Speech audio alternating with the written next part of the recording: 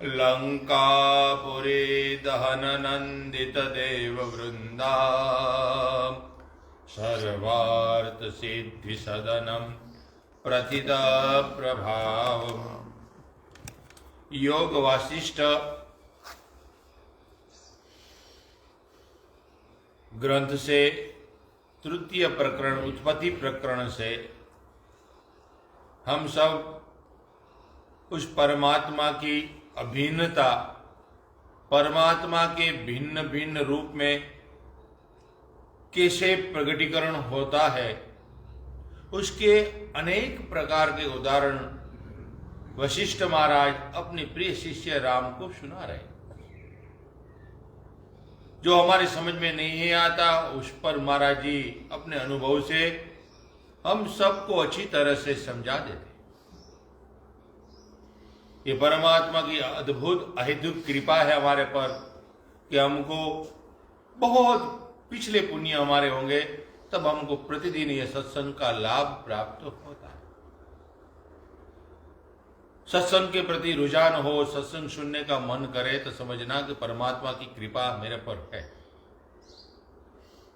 इसलिए हमारे इस ग्रंथ में इतनी बड़ी प्रारब्ध की और कर्म की भी व्याख्या हमने सुनी। कल एक वस्तु आया था, आप सबका ख्याल होगा, ध्यान भी गया होगा कि आम मनुष्य वस्तु का संकल्प करता है, उसके लिए बहुत सारे जन्म गवा देते हैं। और साधु महात्मा ऐसे नहीं है, वो संकल्प करते हैं लेकिन फल पहले मिल जाता है। इतना हमारे में उनमें इतना अंतर है। वो संकल्प करते जरूर है, हम भी संकल्प करते हैं, लेकिन हम बहुत सारे जन्म संकल्प में खपा देते हैं, तब संकल्प का फल मिलता है। और महापुरुष का संकल्प बाद में होता है, फलश्रुति प्रथम होती है। ऐसा उल्लेख अभिज्ञान शाकुंतल नाम के ग्रंथ में भी कालिदास ने करा था, वो मैंने पढ़ा। लेकिन महाराज जी ने कल साधु के जो लक्षण बताए 4, वो कई बार सुनते हैं लेकिन उस पर अलग अलग भाव आता है, तब मजा आती है। और ये देखा मैंने, प्रत्यक्ष अपनी आंखों से देखा, त्वक से भी अनुभव किया स्पर्श करके, कि हमेशा मुदिता किसको कहते हैं, और मुदिता जिसकी होगी उनके साथ सबकी मित्रता होगी, वो पक्का है। मित्रता का अर्थ अलग अलग है, जो हम समझ रहे हैं वो फ्रेंड वाला मित्र नहीं। इसलिए मैत्री का नाम सुनने ही जैसा है, इसीलिए यहां शब्द दिया है। उसके बाद का वो बहुत ही निराला है, वो है करुणा। मित्र उसको बोलते हैं जो सब पर करुणा करता है, और करुणा करने वाला हमें वो नहीं कहता कि मैंने इसके ऊपर उपकार किया तो मुझे ये कुछ देगा। वो हमेशा निरपेक्ष रहता है, इसलिए उसका एक भाव है उपेक्षा, और सबकी उपेक्षा करता है। बहुत ही अच्छा महाराज जी ने सुनाया, मुझे अच्छा लगा। और ये जो पावन है उनको भी पावन करने वाला परमात्मा है, जो रक्षक है उनका भी रक्षण करने वाला परमात्मा है, जो तेज देने वाला है उसको भी तेजी स्व करने वाला परमात्मा है। उसके साथ हमारा अभिन्न संबंध है, फिर भी हम जानते नहीं है, ये बड़ी दुख की बात है। तो चलो हम आगे प्रवास करते हैं ग्रंथ के आधार से। अच्छा है, थोड़ा सावधानी मन से हम सुनेंगे तो बहुत अच्छा है।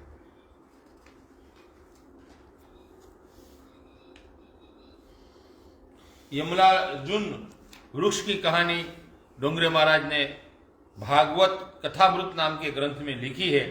जिनको पढ़नी हो उसका जन्म के विषय में तो आप पढ़ सकते हैं।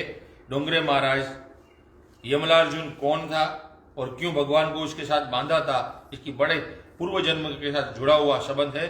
कभी मौका मिले तो पढ़ना।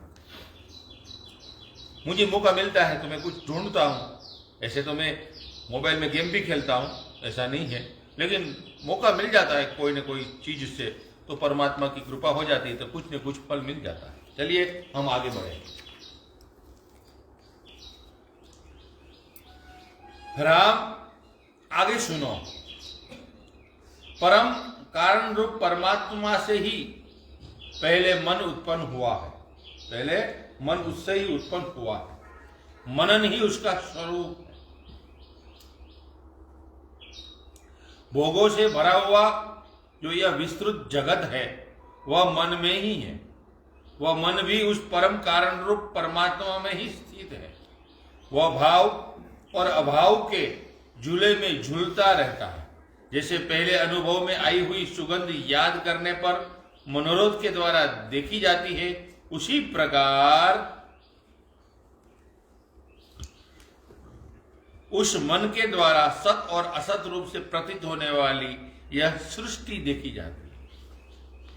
परमात्मा का यथार्थ ज्ञान हो जाने पर ब्रह्म, जीव, मन, माया, कर्ता, कर्म, जगत, ये सब कुछ की प्रतीतियां का कोई भेद नहीं रह जाता, सब एक हो जाता। सब द्वैतों के एकमात्र आश्रय परमात्मा ही स्थित रहता है, और परमात्मा के अलावा कुछ था भी नहीं, हो ही नहीं सकता। जिसके विस्तार का कहीं आर पार नहीं हो सकता। उस संवित रूपी, याद रखना, उस संवित रूपी जल के असीम प्रसारों से चिन्मयी एक कारण रूप यह आत्मा स्वयं विस्तार को प्राप्त होता है। बहुत ऊंचा वाक्य है, संस्कृत में है ज्यादा शब्द, लेकिन बहुत समझे। फिर से, उस संवित रूपी जल के असीम प्रसार से चिन्मयी एकार्णव रूप, एकार्णव रूप माने समुद्र रूप, वो एक संस्कृत शब्द है। एकार्णव रूप माने समुद्र स्वरूप यह आत्मा स्वयं विस्तार को प्राप्त होता है। क्षणिक होने के कारण असत्य तथा प्रतीत होने के कारण सत्य, यह मनोमय जगत स्वप्न के समान सद असत रूप है। वास्तव में यह जगत न तो सत है न असत है, और न उत्पन्न ही हुआ है। यह तो केवल चित्त का भ्रम है। जैसे अच्छी तरह न देखने के कारण ठूठे काष्ठ में झूठे ही पुरुष की प्रतीति होती है, उसी प्रकार अविद्या युक्त मन के प्रभाव से यह संसार नामक दीर्घकालीन स्वप्न अज्ञानियों को स्थित सा प्रतीत होता है। जैसे चेतन परमात्मा और जीव में भेद नहीं है, उसी तरह जीव और चित्त में भी भेद नहीं है। जैसे जीव और चित्त में भेद नहीं है, उसी तरह देह और कर्म में भी भेद नहीं है। ये नहीं समझ में आया? ये नहीं आया समझ? ये सब कुछ समझ में आया, ये नहीं आया? फिर से महाराज ये कैसे हो सकता है? देखो, उसी प्रकार अविद्या युक्त मन के प्रभाव से यह संसार नामक दीर्घकालीन स्वप्न अज्ञानियों को जीव में भेद नहीं है, उसी तरह जीव और चित्त में भी भेद नहीं है। जैसे जीव तथा चित्त में भेद नहीं है, उसी तरह देह और कर्म में भी भेद नहीं है। कर्म और देह, देह के साथ ही कर्म होगा। हाँ? देह है तो कर्म होगा, देह नहीं तो कर्म कहां से होगा? तो वो एक ही रूप है दोनों का। अच्छा। कर्म से ही देह उत्पन्न होती है। हाँ, और देह से ही कर्म उत्पन्न होता है। हाँ, देह से कर्म उत्पन्न होता है, तो भेद नहीं हुआ उसका, एक ही है। अच्छा, तो नहीं महाराज जी ऐसा है, अब ज्ञानी पुरुष है, उनके अंदर ज्ञान प्रकट हो गया, उनका मुकाम महात्व हो गया कि मेरा स्वरूप यह है, मैं ये नहीं हूं, तो उनका देह है तो वो नहीं होगा नहीं। हाँ, वो अलग हो जाएगा। वो देह से कर्म प्रकट नहीं होता है, वो कर्म ही नहीं करता है, अकर्ता पुरुष हो जाता है। जब कर्म समाप्त नहीं होता है, एक ख्याल रखना, कर्ता समाप्त हो जाता है। कर्म जैसा तैसा रहेगा, वो रोटी खाएगा, पानी पिएगा, चलेगा फिरेगा। बहुत से साधु संत तो खेती बाड़ी करते रहे हैं, पहले सब काम करते रहे हैं मनुष्य की तरह ही, आम लोगों की तरह, लेकिन फिर भी वो अकर्ता पुरुष रहे। अब राम ने राजपाट चलाया, सब उस पर लाछन लगे, सब कुछ हुआ, लेकिन वो अकर्ता पुरुष बने रहे। कृष्ण ने इतना कार्य किया, तब भी अंगिरा ऋषि ने कहा कि उसका जैसा ब्रह्मचारी कोई नहीं है। तो जमुना तुमको रास्ता दे देगी, तो सबको हैरानी हुई, इतनी रानियां 8 और कितनों के साथ उनके संबंध है, लेकिन वो अकर्ता पुरुष। बंदा तो निर्बंध रहे, निर्बंध बंदा हो, कर्म करे करता नहीं, कर्म कहा हाँ सोई, ऐसा है जी। तो उनकी बात अलग है, अज्ञानियों की बात कर रहे हैं, अज्ञानियों की बात कर रहे हैं।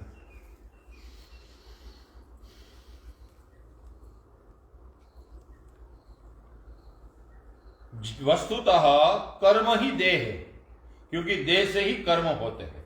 देह ही चित्त है, चित्त ही अहंकार विशिष्ट जीव है। यह जीव ही चेतन परमात्मा है तथा वह परमात्मा सर्वस्वरूप एवं करुणा कल्याणमयी है। यह शास्त्र का सारा सिद्धांत एक पद्य में ही कह दिया गया है। इनकी व्याख्या आगे सुनाएंगे।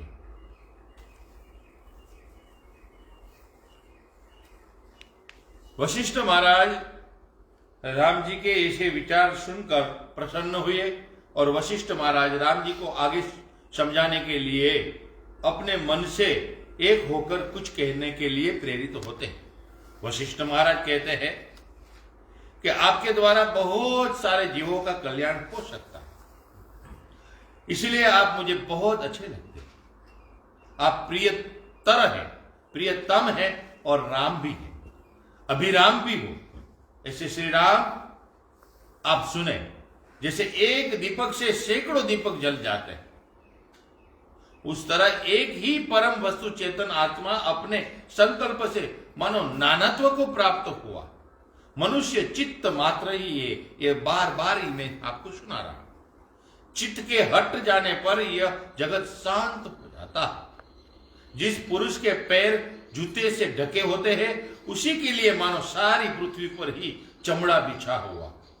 उसी प्रकार जिसका चित्त शांत है उसके लिए सारा जगत ही शांत हो गया। जैसे केले के वृक्ष में पत्तों को छोड़कर और कुछ भी सार नहीं रहता, उसी प्रकार जगत में ब्रह्म के सिवा और कुछ ही सार तत्व नहीं है। ये हमेशा याद रखें। जीव जन्म लेता है, फिर क्रमशः बाल्यावस्था, युवावस्था, वृद्धावस्था और अंतिम में मृत्यु को प्राप्त हो जाता है बेचारा। तत्पश्चात वह शुभ अशुभ कर्मों के अनुसार स्वर्ग और नरक में पहुंचता है। यह सब ब्रह्मवश चित्त का नृत्य अर्थात संकल्प मात्र है। जैसे मल दोष से मलिन नेत्र चंद्रमा आदि में दो दो आकृति देखता है, चंद्र एक होने पर दो चंद्र दिखते, वैसे ही ब्रह्म से आक्रांत हुआ जीवात्मा परमात्मा में द्वैत देखता है। जीव और ईश्वर में भेद का दर्शन करता है। यदि भ्रम हो जाए तो कुछ भी सत्य हो तो भी असत्य ही भासता है। जैसे मदिरा पीकर मतवाला हुआ मनुष्य नशे के चित्त द्वारा कल्पित संसार को दर्शन करता है, जैसे बालक खेल कूद में वेग से घूमने के कारण सारे जगत को कुम्हार की चाककी की भांति घूमता देखता है, उसी प्रकार जीव चित्त के भ्रम से ही इस जगत को देखता है। यूं समझो, जिस पदार्थ का चेतन अनुभव करता है वह चेतन से अतिरिक्त दूसरा कुछ नहीं है। इस प्रकार दृश्य की शांति होने पर विषय न रहने से ईंधन रहित अग्नि के समान चित्त स्वयं शांत हो जाता है। जब चित्त संसार को ही याद करता है तब वो अशांत हो जाता है, और उससे हटकर जब परमात्मा की स्मरण में लग जाता है तब उनका ही चित्त वह शांत हो जाता है। जब पुरुष सच्चिदानंद घन परमात्मा से एकता को प्राप्त होकर निश्चल स्थिति में स्थित हो जाता है तब वह शांत होकर बैठे या व्यवहार में लगा रहे, दोनों ही अवस्थाओं में भली भांति शांत कहा जाता है। व्यष्टि चेतन अज्ञानी जीव विषय का अनुभव करता है, परंतु सच्चिदानंद घन में एक ही भाव को प्राप्त ज्ञानी महात्मा विषय का आस्वादन नहीं करता।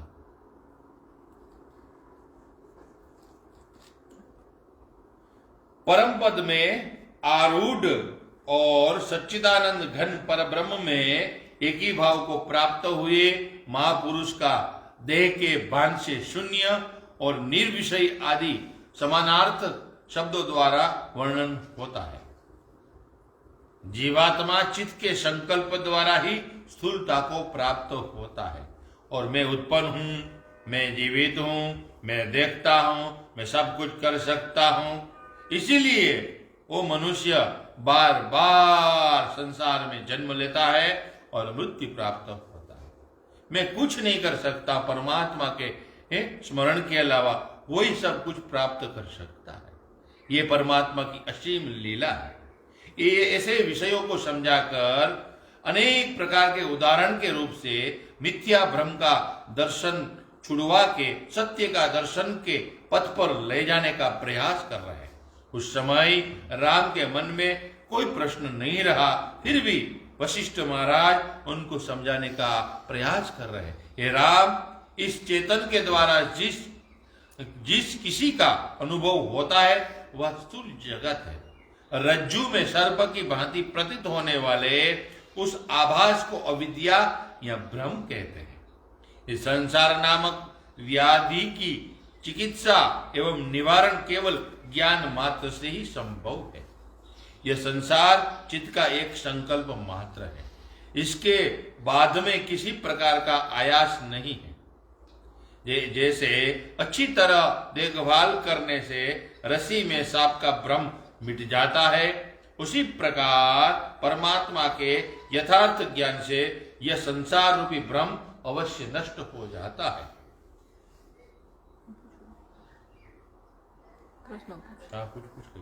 महाराज जी,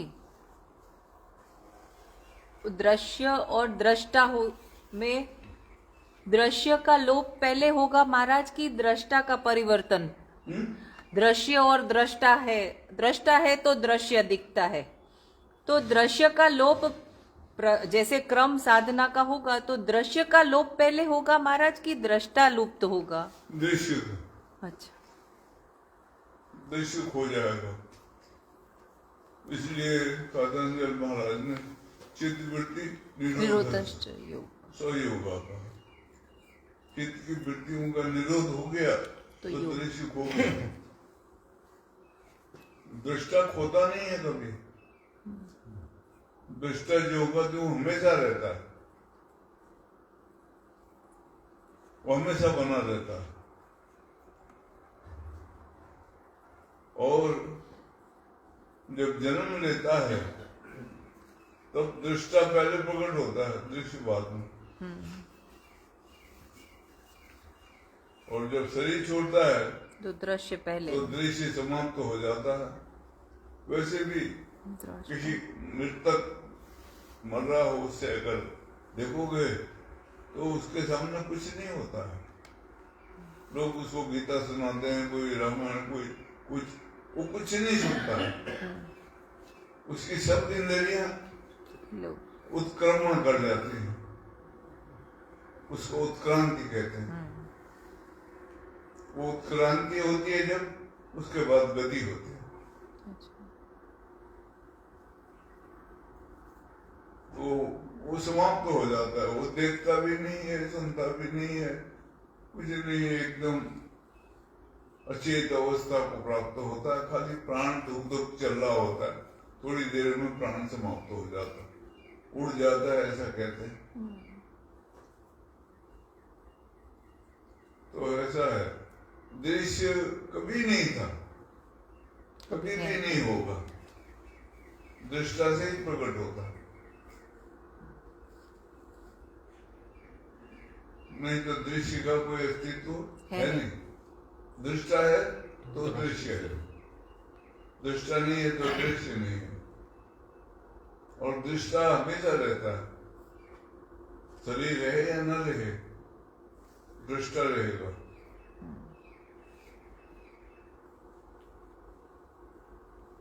वो बौद्ध मत में वहां धर्मशाला कभी जाओगे, वो कभी कोई लामा शरीर छोड़ा होता है तो वो चिल्लाते हैं बड़ा, चारों तरफ से घेर के। दूसरे सारे लामा बहुत चिल्लाते हैं, देख तू शरीर नहीं था, तू जा रहा है, अभी अपने शरीर को देखेगा तो देख तू शरीर नहीं था, ऐसा हल्ला मचाते हैं। उनकी भाषा है वो, तिब्बती भाषा। मैंने पूछा तो उन्होंने बताया ऐसा ऐसा कहते। तो फिर वो जब शरीर छोड़ देता है, देख ये शरीर पड़ा है, तू देख रहा है, ये शरीर पड़ा है, तू देख रहा है, तू जाके दूसरी जगह चला जा, दूसरा शरीर धारण कर, ये छूट गया, तेरे मतलब का नहीं था, अब छोड़ दिया तूने। ऐसे ऐसे हल्ला मचाते हैं। वो जाते वक्त भी वो ऐसे बोलते जाते हैं, ले जाते हैं उसको, वो शमशान में फूकने में भी ऐसे बोलते हैं, देख इसको फूक दिया है, तू देख रहा। बहुत हल्ला मचाते हैं महाराज जी। और फिर आते हैं जब वहां से फूक के तो कांटे काटते हैं और वो रास्ते में रखते हैं, कहते हैं अब तू इधर मत आना, आप चले जाते हैं। ऐसा वो बोलते हैं। और ये जब दलाई लामा की वो खोज होती है तो भी वो कहते हैं दलाई लामा शरीर छोड़ते हैं हम, ऐसा बोल जाता है कि मैं उत्तर या दक्षिण दिशा में पैदा हुआ। तो फिर वो वहां जो बच्चे पैदा होते हैं उनको ले आते हैं सबको, और वहां महल में रखते हैं। उनका जहाँ रहते थे वो महल का नाम है पोटारा,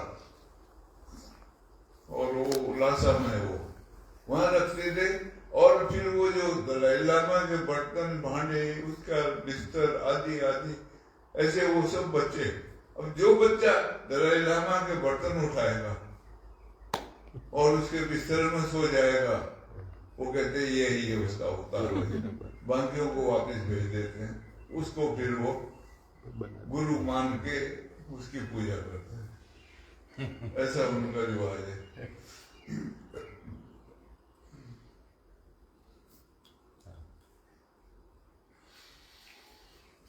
तो इसलिए दृष्टा का जो रूप है वो तो बना ही रहता है, क्योंकि भगवान है जो परमात्मा है वो दृष्टा रूप है। इसलिए सारा संसार का दृष्टा जो है वो वही। एकमात्र सत्ता है, वही परमात्मा है।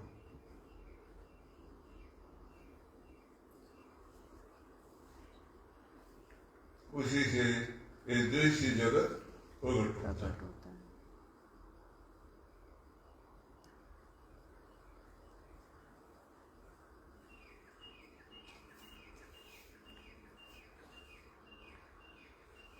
श्री राम आगे सुनो, जिस वस्तु की अभिलाषा हो उसी का निश्चित रूप से त्याग करके यदि रहा जा सके तब तो मोक्ष प्राप्त ही है। इतना करने में कौन सी कठिनाई है? आप सोचो, परमात्मा की प्राप्ति रूप महान उद्देश्य से संपन्न पुरुष जब इस संसार में अपने प्राणों का भी मोह तिनके के समान त्याग देते हैं, तब जिस सांसारिक वस्तु की इच्छा की गई केवल उसी का त्याग करने में कंजूसी कैसे की जा सकती? जैसे हाथ में रखा हुआ बेल का फल अथवा सामने खड़ा हुआ पर्वत प्रत्यक्ष ही दिखाई देता है, उसी प्रकार उस तत्वज्ञ महापुरुष या साधु संत के लिए परमात्मा का जन्म आदि विकारों से रहित होना प्रत्यक्ष है, अनुभव है। जैसे प्रलय काल का अनंत अपार समुद्र अपनी असंख्य तरंग के कारण अनेक सा प्रतीत होता है, उसी प्रकार अप्रमेय परमात्मा ही अज्ञान के कारण जगत रूप से प्रतीत हो रहा है। उसी के स्वरूप का यथार्थ ज्ञान हो जाए तो वही मोक्ष रूप सिद्धि प्रदान करता है, परंतु जो उसे तत्वतः जान नहीं लेता उसका मन सदा बंधन में ही पड़ा रहता है। दृष्टा अपने को भूल जाता है। कब? मृत्यु जब दृश्य की वृत्ति आकर्षण होता है तो दृष्टा विस्मरण में चला जाता है। अच्छा, सारी प्रक्रिया, सब साधन, चाहे वो कोई भी प्रकार का हो संसार के, दृष्टा को प्रकट करने के लिए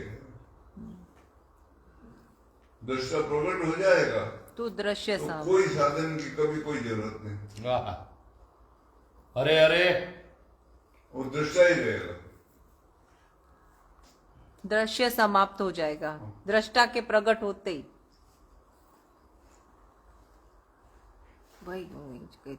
वही युक्ति है, वही सबसे बड़ी बड़ी युक्ति है, उससे बड़ी कोई युक्ति नहीं। वही सब कुछ है। इसलिए अनादिकाल से ऋषि मुनियों के द्वारा जो प्रक्रिया शुरू हुई है वो स्मरण थी, और इसके लिए मैं रामदेव महाराज को बहुत धन्यवाद कहता हूँ। ये जो रामदेव राजस्थान के थे, ये रामदेव नहीं, ये तो खोरा दृष्टा को, राम, इसको रामदेव अज्ञान का पसारा है वो। रामदेव रावल, वो शरीर भाव में आदमी को ले जाना, ऐसा होगा, वो दवाई दुई देना, धन आदि इकट्ठा करना, ये तो सब अज्ञान का रूप है। लेकिन जो रामदेव जी महाराज ने रामदेव वहां वालों ने प्रचार किया, बहुत ही अच्छा नाम दिया है, ऐसा किसी ने नहीं दिया। मैं तो बहुत ही उनके प्रति भाव है मेरा। निज संप्रदाय, निज नाम, श्रेष्ठतम है वो, और उसका प्रचार किया उन्होंने।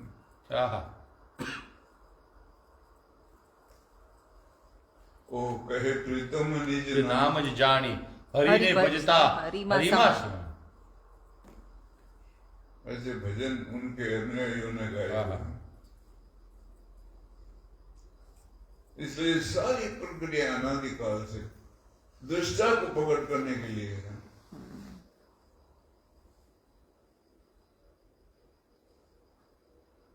दृश्य का तो कोई मतलब नहीं है, कोई कीमत नहीं है। अब हमारी द्वारा उसकी कीमत है।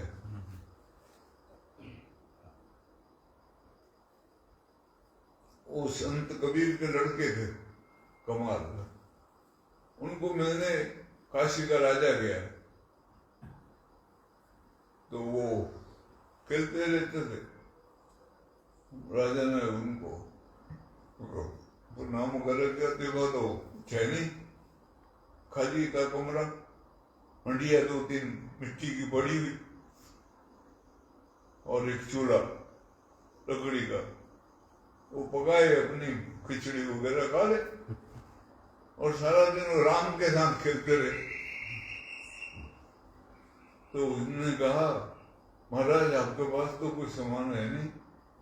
बोला, मैंने क्या करना चाहूंगा, जो है वो बहुत है। तो ले आते हैं लोग बाग, खा लेते हैं। तो राजा ने अपनी अंगूठी दी उनको, तो अंगूठी कीमती थी बहुत। बोला, महाराज ये आप भेंट ले लो। बोला ला, वो ले ली उससे और रख दिया उसमें आले में, वहां झोपड़ी में आला होगा कोई, वहां रख दिया। अब 1 महीने बाद राजा गया, अब तो वो ठाट बाट से रहता होगा, मुझे कीमती उसको दी, तो वो तो वैसे ही था। तो उसने पूछा कि मैंने मुझे दी थी आपकी। बोला, हाँ यार याद आया, दी थी। देख कहाँ रखी है? वो जहां रखी थी वही रखी है। कोई मतलब नहीं है, कोई कीमत नहीं है उसकी। वो राजा की कीमत है, वो राजा के लिए, उसके लिए नहीं। लेकिन उसके लिए नहीं। कोई कीमत नहीं। तो ऐसे ही जब दृष्टा प्रकट हो जाएगा तो दृश्य की कीमत खो जाएगी, खो जाएगा। कोई कीमत नहीं रहेगी। क्योंकि दृश्य जितना भी है वो दृष्टा पर निर्भर है। उसकी वजह से उसकी कीमत है, नहीं तो उसकी कोई कीमत है नहीं। अभी लोहा मिलना बंद हो जाए, कारखाने घट जाए एकदम, तो लोहे की कीमत बढ़ जाएगी। सोना बहुत मिल जाए तो सोने की कीमत घट जाएगी। अभी सोना कम मिलता है, लोहा जल्दी मिल जाता है, पत्थर ला के बना लेते हैं, तो लोहे की कीमत कम है, सोने की ज्यादा है। अब वो उनके लिए है जिनको उनकी जरूरत है, जो उसको अच्छा मानते हैं, जिसका मन लगा हुआ है उसके साथ। और जिसको जरूरत नहीं है उसके लिए कुछ नहीं, मिट्टी है वो। इसलिए दृष्टा के सामने दृश्य की कोई कीमत है नहीं। दृश्य की कीमत दृष्टा के ऊपर निर्भर करता है। जब दृष्टा अपने को खोता है, अपने को विस्मरण करता है, तब दृश्य में चला जाता है। सब चीज दृश्य है। मैं धनवान हूं, मैं बलवान हूं, मैं गुणवान हूं, मैं विद्वान हूं, ये सब दृश्य है। और आगे बढ़ेंगे तो मैं भी दृश्य ही है। वाह। एक स्थान पर जाके मैं दृश्य हो जाएगा, दृश्य हो जाएगा, वो भी लय हो जाएगा।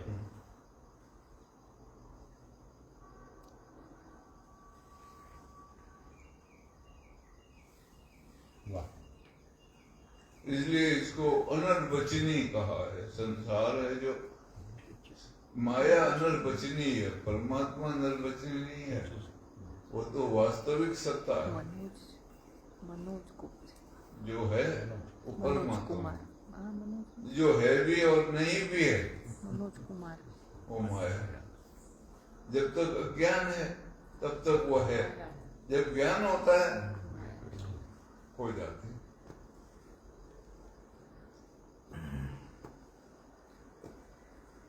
गुजरात यूनिवर्सिटी में प्रोफेसर थे, बहुत गुजरात के प्रसिद्ध रहे, लेकिन थे क्रिश्चियन। लेकिन कोई ऐसा साधु संत नहीं गुजरात का जो उसको रिस्पेक्ट न दे, क्योंकि वो जाति से परे हो गए थे। उनका नाम था फादर वालेस। गुजराती में बहुत कुछ लिखा, इतनी अच्छी अच्छी परमात्मा की कविताएं लिखी, पढ़कर आदमी की खुश हो जाए तबीयत। गणित फादर वालेस। और गुजराती में गुजरात समाचार में आज से 30 साल पहले उनकी हर रविवार को एक लेख आता था, बहुत अच्छा, मन के मोती, मनना मोती, ऐसा लेख। सब त्याग करके खाली खादी के कपड़े पहन के गांधी जी के सिद्धांत को मानने वाले थे। तो एक दिन गवर्नमेंट के बहुत सारे अधिकारी उनके पास गए कि तो इतना अच्छा बड़ा आदमी और वो उसके दवाई का पैसा नहीं, कपड़े के नहीं, तो सब ऑफिसर गए कि आपको क्या चाहिए, बोलो आपकी डिमांड क्या है, फादर बोलिए। तो उसने एक बात कही, बहुत अच्छी लगी मुझे, कि हूं मांगू और तू आप और मुझे मंजूर नहीं। ऊपर आकाश नीचे धरती लीला लहर, गुजराती में है कि हूं मांगू तू आप, ये मुझे मंजूर नहीं है। और ऊपर आकाश है नीचे धरती है, क्योंकि वो छत भी नहीं थी, टूटी हुई थी। ऊपर आकाश नीचे धरती, क्योंकि धरती पर सोता था, फिर भी लीला लहर है। बहुत खुश हूं मैं, क्योंकि मेरे लिए कुछ महत्व नहीं, लिखना ही मेरा काम है, वो परमात्मा का गुणगान गाना ही मेरा एकमात्र काम है, और कुछ काम नहीं। वो बहुत ही अच्छे परमात्मा के साथ जुड़ गए थे और बहुत अच्छी कविताएं लिखी। मकरंद दवे के खास जो 5 मित्र थे, उसमें से एक मित्र ये फादर वालेस थे। गणित ની ચોપડી આવતી ये कुछ हमारे गणितज्ञ थे महाराज, गणितज्ञ थे। हमको उसकी पुस्तक आती थी गणित की, फादर वालेस की पुस्तक पढ़ते थे। गुजराती वॉल्यूम बहुत सारा। बीज गणित हाँ? ગુજરાતીમાં બીજ ગણિત। બાકી ગણિતના નહીં નતા। આપણે ગણિતની ગાઈડ નહીં જ આવે, ફાધર વાલેસની ગાઈડ। वो तो ऐसा है, अब उस मार्ग में लगे और उसको थोड़ी सी जागृति आ जाए तो मार्ग तो बहुत बढ़िया है। क्योंकि वो बाइबल जो है वो सारा वेदांत है। वो क्राइस्ट की जो वाणी है वो है I am that, I am जेहोवा। उस टाइम वो जेहोवा नाम के भगवान को मानते थे, और यही उपनिषद के ऋषि इन्होंने बोला, मैं वही रे, मैं वही रे। तो वो भी वही है। वेदांत की जो पूर्ण फिलॉसफी है वो है वो। बाकी ये तो जो बोलते हैं वो खाली उसके जीवन चरित्र के ऊपर। अब जैसे स्वामीनारायण वाले हैं, मैं वहां अमेरिका में इनके मंदिर में मेरे को ले गए प्रवचन करने के लिए।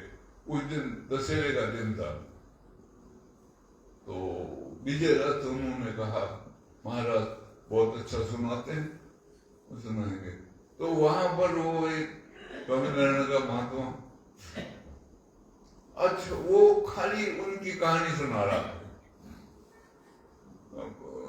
सहजानंद जी की, वहां गए, इतने कितनी बड़ी बात हुई, ये हुआ, वो बंद ही नहीं कर रहा। अब जो मेरे को ले गया था वो वहां का प्रबंधक था, वो उसने पहले सुना था सत्संग में, तो फिर उसने उसके सामने से माइक ले लिया, तो गुस्सा होके चला गया वो उठ के वहां। लेकिन वो बिल्कुल बोलने के लिए। तो अब ऐसा जब भाव मन में हो तो वो क्या साधु, क्या महात्मा, क्या वो तो द्वेष का भाव उत्पन्न होगा, और राग द्वेष ही नहीं छूटा था। अब वो फादर था, यहाँ आया, यहाँ आके उसने गुजराती पढ़ा लिखा होगा, और वो ख्याल किया होगा और वो साधु संतों से मिला होगा, तो उसके अंदर भाव जागते, फिर वहां वो पलट गई। हाँ, क्रिश्चियन हिंदू मुसलमान कुछ नहीं, आत्म भाव में जीने वाला आदमी, वो तो सब में आत्मा तो एक ही रूप है, उसके लिए तो कोई हिंदू क्रिश्चियन या ईसाई कोई भी नहीं। हिमाचल की एक मिनिस्टर है, उसका नाम है स्टोक, विद्या स्टॉक। विद्या स्टोक। वो स्टोक का जो दादा था, वो फादर था, वो भी प्रचार करने आया हुआ था यहाँ। तो वहां प्रभु दयाल नाम के संत रहते थे, तो उनके साथ उसका बहस होता था। उसने वहां इतिहास पढ़ा हुआ था सारा, और उसको हो गए थे यहाँ रहते हुए 10-12 साल। तो वो क्रिश्चियन धर्म को बड़ा मानता था, और ये सनातन धर्म को मान बताए, और वो उसकी काट करे, ये उसकी काट करे, दोनों का आपस में झगड़ा। तो वहां कुछ लोग थे बड़े बड़े, उन्होंने कहा इनकी आपस में सार्थात करा देते हैं बिठा के। बोला उनको सार्थात करो, उसने कहा एक शर्त पर। उपदयाल जी ने कहा, उपदयाल बहुत विद्वान पुरुष थे, विदेश में चले गए थे, बाद में अंग्रेजों ने मरवा दिया उनको। तो उन्होंने कहा भाई एक शर्त ये है, अगर मैं हार गया तो मैं तेरा चेला, और तू हार गया तो तू ये उतार देगा बाण, और ये धोती कुर्ता पहने का, ये चोला जब तू पहनता है सफेद वाला, ये उतार देगा, तू मेरा चेला हो जाएगा। वो मान गया, वो भी विद्वान था बड़ा। अब दोनों की बहसबाजी शुरू हुई, तो स्वाभाविक है, अब ये तो वो थे कट्टर सनातनी, और इनके सामने वो परास्त हो गया। तो बोला तुमको चेला बनना पड़ेगा। उसने कहा मैं मंजूर है, लेकिन एक शर्त रखी है कि मेरे को कम से कम राजपूत का दर्जा दे, दरबार का दर्जा दे, मैं हरिजन नहीं बनूंगा, आपको होगा हरिजन हो जाए। तो उसने कहा मंजूर है, उसको दरबार का दर्जा दिया। अभी उसका खानदान की जो ठाकुर का सबसे छोटा भाई है, डॉक्टर है वो, उसके खानदान की लड़की उसको ब्याही हुई है, विद्या स्टोक की भतीजी। तो ऐसा होता है। वो कई आए इधर अच्छे, और वो हो गए। एक प्रश्न इसमें आया है, हम जो देख रहे हैं वह दृश्य है और हम उसके दृष्टा है। કૃપયા માર્ગ मैम लिखू છે मानो कि गुरु दृष्टा क्या होता है, मार्गदर्शन करे। दृश्य तो जो हम देखते हैं वो है शायद, या हम उसके दृष्टा है, मार्गदर्शन दीजिए। आज जे देखाय छे એ दृश्य છે એવું પૂછવાનું। तो तुझ મને लगे महाराज ये सुना रही है। ये महाराज इन में इन्होंने पूछा ऐसा है कि दृष्टा क्या होता है, मार्गदर्शन दीजिए। अभी जो हम सब जो चीज देख रहे हैं, क्या वही दृश्य है और हम उसके दृष्टा है, वो उनको समझ नहीं आ रहा है। ऐसा है जो अभी जो है मन दृष्टा है, अच्छा, और माया जो संसार की है वो दृश्य है।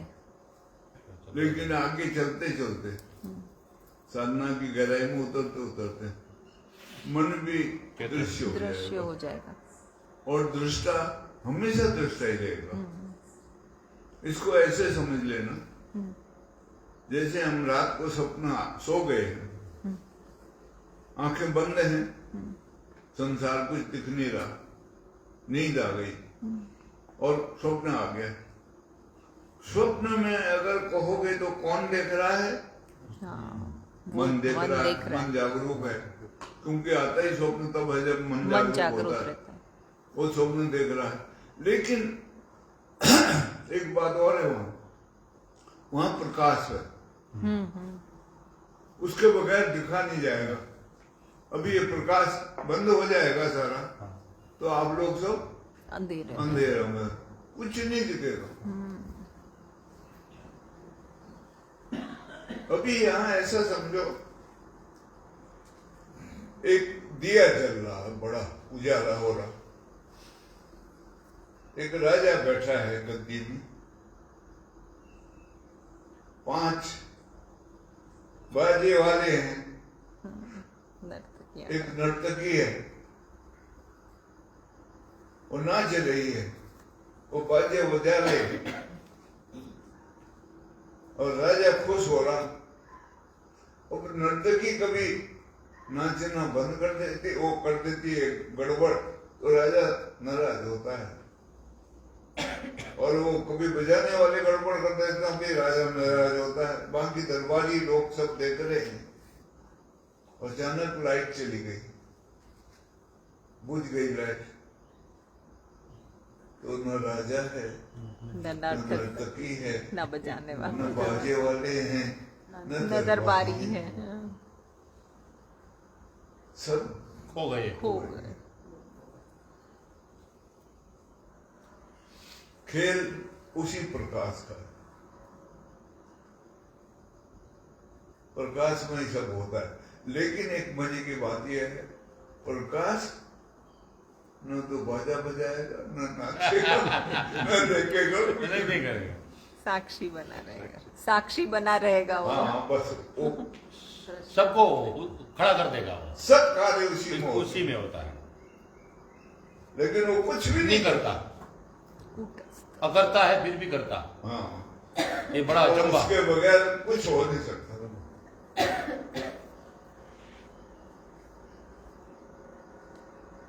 तो ऐसा ही है जीवन। वाह भाई वाह। यहाँ 5 इंद्रियां हैं, ये बाजा बजाने वाले सब वो नर्तकी है, वो इच्छा शक्ति है मन की, नाच रही है, वो अहंकार की राजा बैठा हुआ है गद्दी पे। उसके सामने सब हो रहा के, लेकिन लाइन के जाते ये अहंकार में चौपट हो गया।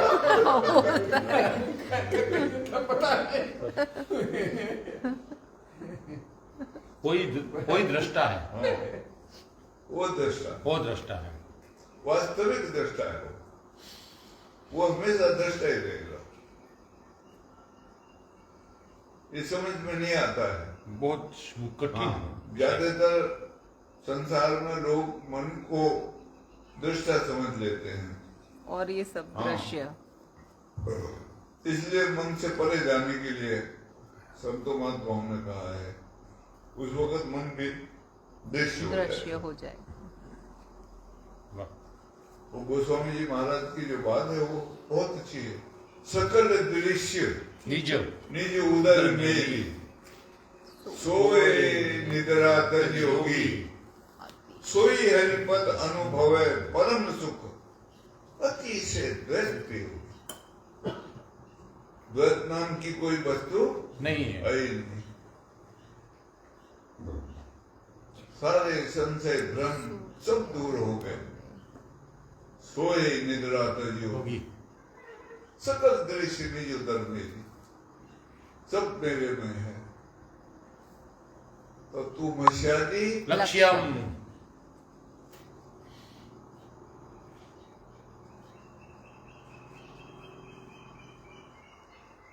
एकम नित्यम विमलमचलम सर्वदी साक्षिभूतम भावातीतम त्रिगुण रहितम सद्गुरुम तम नमामि। सबके हृदय में विराजमान साक्षी है वो, वाह। उससे बड़ा साक्षी कोई हुआ ही नहीं है, हो ही नहीं सकता। हो ही नहीं सकता। वो साक्षी गोपाल है, उसके साथ युक्त हो जाओ तो तुम भी साक्षी गोपाल हो जाएंगे। युक्त हो जाए। वाह, ये पूरा कर दीजिए ना। अच्छा। भाई कुछ भी कहो, आज शनिवार है और भगत की याद ना आए ऐसा बन नहीं सकता। आज भगत की याद ना आए ऐसा बन नहीं सकता। होता तो कोई भजन भजन में घबरा देता हूँ, बीच में ऐसा कोई पॉइंट आता है वो भजन गा देता है, लेकिन शरीर अस्वस्थ के कारण अब तो ठीक हो गया होगा ऐसा सुना मैंने, पक्का ने बात नहीं हुई, लेकिन आज तो याद आती है उसकी भाई। अच्छा।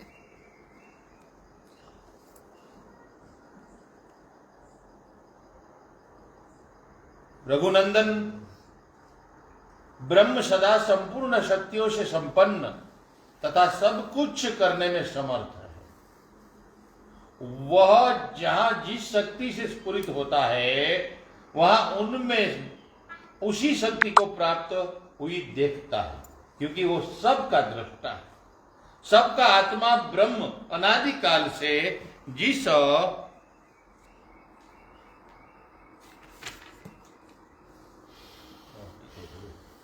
व्यष्टि चेतन को स्वयं जानता है, वही यहां जीव नाम से कहा गया है, और वह जीव ही संकल्प करने वाला है। जीव ईश्वर के अनादिकाल से जो स्वाभाविक भेद है वही जीव के जन्म मरण के कारण है। जैसे आकाश में क्रियाशील और अक्रिय वायु ही है, उसी से अतिरिक्त और कुछ नहीं है, उसी तरह यहां सर्वत्र क्रियाशील और अक्रिय सच्चिदानंद घन ब्रह्म है, उससे अतिरिक्त और कुछ नहीं है। उस ब्रह्म के क्रियाशील होने पर सृष्टि का प्रादुर्भाव होता है और अक्रिय रहने पर सबका प्रलय हो जाता है। उस अवस्था में ब्रह्म ही शांत भाव से स्थित रहता है।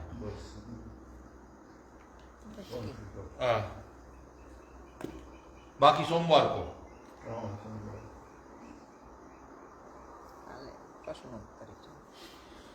आज इतना ही रखते हैं और आज ये वाणी को परमात्मा के अर्पण। बोलो सच्चिदानंद भगवान की जय।